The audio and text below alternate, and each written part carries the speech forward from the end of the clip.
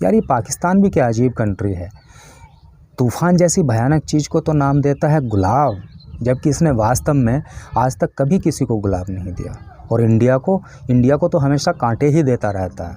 लेकिन एक बात सुन लो पड़ोसी, जिस दिन ये कांटे वापस तुम्हें चुभने स्टार्ट हो गए, उस दिन तुम्हें बचाने वाला कोई नहीं मिलेगा। उस दिन तुम बहुत पछताओगे और सारी दुनिया तुम पर हंसेगी और कहेगी कि अब पछताए क्या होत है जब चिड़िया चुग गई खेत।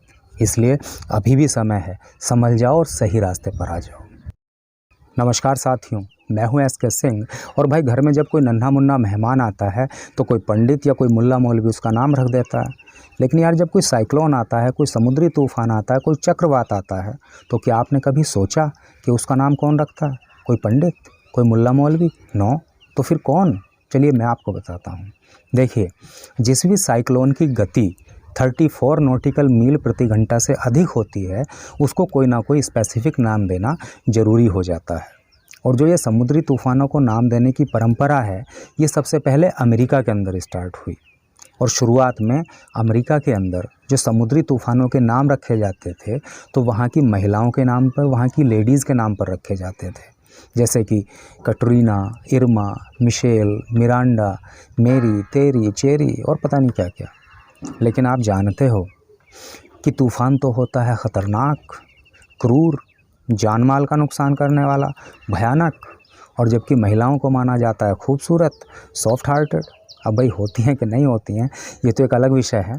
खैर, इस तरह से नाम रखना कई बार झगड़े की जड़ बन जाता था। जैसे कि मान लीजिए कोई समुद्री तूफ़ान आया और उस तूफ़ान ने किसी व्यक्ति का बहुत सारा नुकसान कर दिया। अब वो व्यक्ति बेचारा दुखी होता था, गुस्से में होता था, और उसी गुस्से में, उसी दुख में वो समुद्री तूफ़ान को मान लीजिए गाली दे रहा होता था। इत्तेफाक से उसी समय उसी नाम की वहाँ पर कोई महिला होती थी या वहाँ से गुजर रही होती थी। अब वो सोचती थी, ये तो मुझे गाली दे रहा है।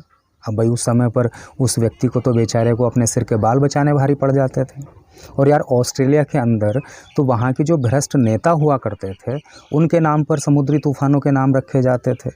लेकिन यार, इस तरह से नाम रखना भी कई बार झगड़े की जड़ बन जाता था।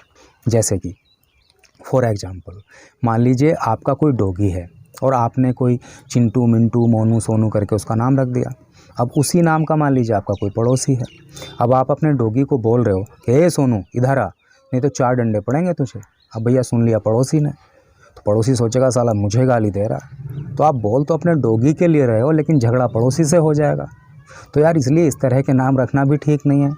इसलिए बाद में डिसीजन लिया गया कि तूफ़ानों के नाम ऐसे रखे जाएंगे जिससे कि झगड़े की स्थिति भी उत्पन्न ना हो और किसी की फीलिंग्स भी हर्ट ना हो। अब भाई, बात करते हैं अपने इंडिया की। तो देखिए, 1953 में एक ऑर्गेनाइजेशन इस्टेब्लिश हुई और उस ऑर्गेनाइजेशन का नाम है वर्ल्ड मेटेरोलॉजिकल ऑर्गेनाइजेशन, यानी कि WMO।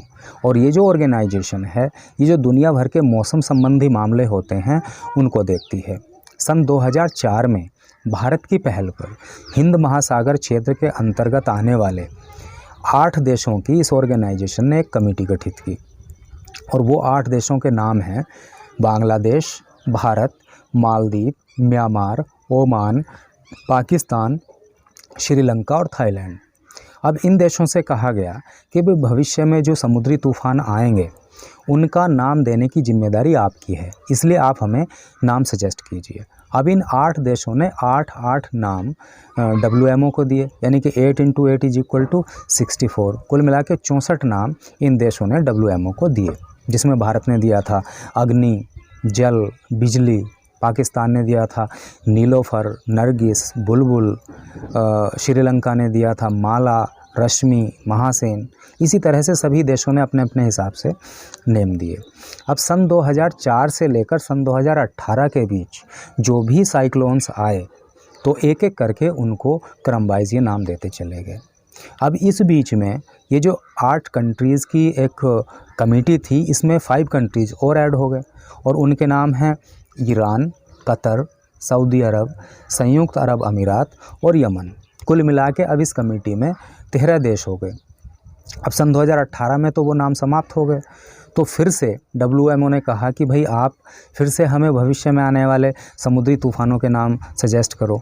तो अब इन 13 देशों ने 13 नाम फिर से WMO को दिए, यानी कि 13 से आप 13 को मल्टीप्लाई करोगे तो हो जाएगा 169, यानी कि 169 नाम इन 13 देशों ने WMO को दिए।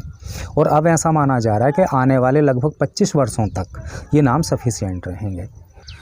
अभी आपने इंडिया में देखा कि हाल ही में एक तोकते नाम के तूफ़ान ने महाराष्ट्र में काफ़ी नुकसान किया, और जो ये तोकते नाम दिया था ये दिया था म्यांमार ने, और तोकते का मतलब होता है शोर करने वाली छिपकली।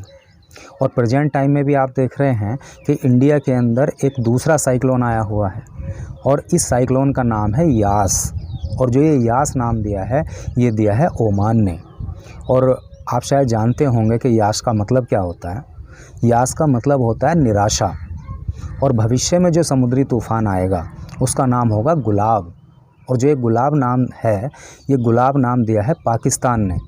यार ये पाकिस्तान भी क्या अजीब कंट्री है, तूफ़ान जैसी भयानक चीज़ को तो नाम देता है गुलाब, जबकि इसने वास्तव में आज तक कभी किसी को गुलाब नहीं दिया। और इंडिया को तो हमेशा कांटे ही देता रहता है। लेकिन एक बात सुन लो पड़ोसी, जिस दिन ये कांटे वापस तुम्हें चुभने स्टार्ट हो गए उस दिन तुम्हें बचाने वाला कोई नहीं मिलेगा। उस दिन तुम बहुत पछताओगे और सारी दुनिया तुम पर हंसेगी और कहेगी कि अब पछताए क्या होत है जब चिड़िया चुग गई खेत। इसलिए अभी भी समय है, संभल जाओ और सही रास्ते पर आ जाओ। तो आज की वीडियो में बस इतना ही। वीडियो को देखने के लिए आपका धन्यवाद। यदि चैनल को आपने सब्सक्राइब नहीं किया है तो चैनल को सब्सक्राइब कर लीजिए। मैं मिलूँगा फिर आपसे किसी दूसरी वीडियो में। जय हिंद, जय भारत, वंदे मातरम।